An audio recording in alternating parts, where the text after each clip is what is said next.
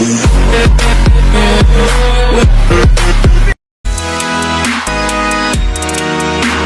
Assalamualaikum. Nama saya Muhammad Faibal Rizal. Nama matrik 23 DIB 20F 2018. Assalamualaikum warahmatullahi wabarakatuh. My name is Amin Zaid and my matrix number is 23 IB 20F 2015. Assalamualaikum warahmatullahi wabarakatuh. My name is Nurin Fakihah binti Hamidun and my matric number is 23 DIB 20F 2005. Become an employee of this firm, you will make your first million within 3 years. I'm going to repeat that. You will make $1 million.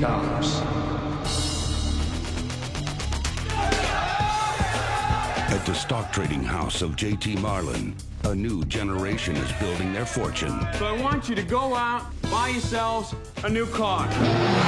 Intro untuk filem ini. Filem ini bertajuk BOILER Room. Cerita ini menceritakan seorang lelaki yang bernama Seth Davis yang dilakonkan oleh Giovanni Ribisi menjadi seorang broker saham yang berjaya mencuri banyak duit orang. Cerita ini dirilis pada 18 Februari tahun 2000 yang di mana pengarahnya dan penulis orang yang sama iaitu Ben Younger. Cerita ini duration dia selama 1 jam 59 minit. Tempat dia syuting di Roosevelt Hotel, East 45 Street and Madison Avenue, Manhattan. Bahasa yang digunakan dalam cerita ini bahasa Inggeris lah. So, cerita ini dilakonkan pelakon yang bernama Giovanni Ribisi, Vin Diesel, Nia Long, Nicky Cat, Scott Caan and Ben Affleck. Cerita ini mengisahkan seorang lelaki yang bernama Seth Davis yang pada awalnya membuka satu kasino haram di apartmen miliknya sendiri selepas berhenti belajar. Well, it's a hook. The third to the O to the 5 had to feel a vibe when the 516 played convict. The man makes you know it's gonna put your help on a load, and with your help I'm gonna speak about your area code. Is it 908? Is it 212? I'm speaking on 504. Pada tu malam tu, Seth ni didatangi oleh kawan lamanya yang bernama Adam dan Greg. Diorang ni mengajaklah si Seth ni untuk bekerja di sebuah firma broker yang bernama JT Marlin. JT Marlin ni owner dia yang bernama Michael Brantley. So si Seth ni pun setujulah, macam sebab rasa berminat nak join sebagai broker saham. So nak dipendekkan cerita, si Seth ni perform dengan kerja yang dia buat. Dia pandai cari sales, pandai attract pelabur untuk beli saham dengan dia. Jadi si Seth ni memang berjaya lah dalam bidang broker saham tersebut. Pada tu hari tu, si Seth ni dapat satu customer yang bernama Harry Renault. Renault dia bekerja sebagai pengurus pembelian sebuah syarikat barangan government. Pada awalnya si Harry ni tak nak pun beli saham ni dengan si Seth dengan alasan nak berjimat duit sebab nak beli rumah impian dia. Tapi lepas didesak dan di push lah oleh Seth ni, si Harry ni pun belilah saham si Seth sampai menggunakan duit simpanan yang Harry simpan untuk beli rumah impian dia. Alright, let's try it. Good man. So nak dijadikan cerita, si Harry ni adalah masalah dengan bini dia pasal si Harry ni guna duit simpanan dorang untuk beli saham. Yang tak tahu benda tu betul ke tak, yang menjadikan keluarga Harry ni pecah belah. Nak dijadikan cerita, si bini ni pun pergilah tinggalkan dia. Sejak tu Seth ni baru sedar yang apa yang dia buat tu salah dan boleh memusnahkan hidup orang lain. Nak dipendekkan cerita lagi, FBI tangkaplah si Seth ni untuk tolong dorang siasat firma JT Marlin ni. Seth tolonglah FBI. Dia bagi tahu kat FBI ni cara Michael buat duit, cara dia sembunyikan, cara siapa partner dia, and then tempat pelarian dorang jika office yang dorang tengah guna tu diserbu. So dia explain lah dekat kawan dia yang bernama Chris Verrick yang dipegang watak oleh Vin Diesel. Dan Chris ni pun akur dan larikan diri daripada tempat tu. Ending dia, FBI datang serbu, datang lah kereta, lori, van nak tangkap diorang semua ni. So the second one is the weaknesses. Some critics have noted that the film's plot is overly predictable and formulaic, lacking in originality and nuance. The female characters in the film are largely underdeveloped and relegated to secondary roles, reinforcing their traditional gender stereotypes.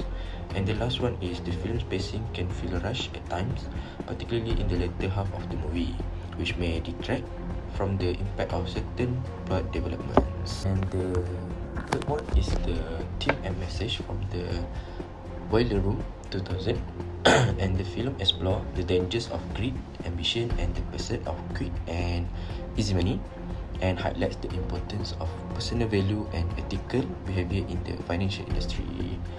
The conflict between personal values and professional success is a central theme of the film, with the protagonist, which is Seth Davis, struggling to reconcile his desire for financial freedom with his conscience. And the last one is the film's depiction of the culture of Wall Street and the world of high-pressure sales and merciless rivalry underscore the need for transparency, accountability, and social responsibility in the financial industry. Overall impact from me, and the film Boiler Room is compelling and thought-provoking drama that raises important questions about the ethics and morality of the financial industry. Its theme and messages are still relevant for today, particularly in light of recent financial scandals and ongoing debate about the role of the ethic in business. While the film may have some weaknesses in terms of predictability and pacing, its strong performance, well-crafted script, and powerful themes make it worthwhile and impactful viewing experience. So I will continue with the conclusion from the movie Boiler Room. So the movie highlights the importance of strong regulatory oversight in preventing fraudulent activities and protecting investors. It also emphasizes the need for ethical behavior and values in the financial industry. These themes are relevant to the current regulatory landscape in Malaysia and the role of B&M in enforcing financial regulations.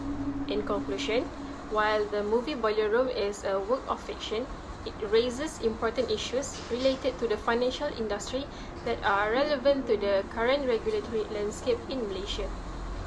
The IFSA 2013 and B&M play a critical role in ensuring the stability, integrity, and sustainability of the financial sector and protecting the interests of consumers. The movie serves as the cautionary tale about the dangers of unchecked greed and the importance of ethical behavior, values, and strong regulatory oversight in the financial industry. Based on the issues highlighted in the movie Boiler Room, there are several recommendations that can be made regarding the Islamic financial services legal and governance framework and enforcing financial regulations in Malaysia. Recommendations include strengthening regulatory oversight, promoting ethics and values, increasing collaboration and information sharing, and ensuring strong enforcement and mechanisms. By implementing these recommendations, Malaysia can build a more stable, ethical, and sustainable financial industry for the benefit of all stakeholders. This movie is an enjoyable watch and is sure to appeal to fans of drama and crime films. So if you enjoy a fast-paced movie that gives plenty of undertones of deeper meaning, choices, and outcomes, and don't mind a karma-like ending, then you will enjoy this one. Happy watching! We'll be right back.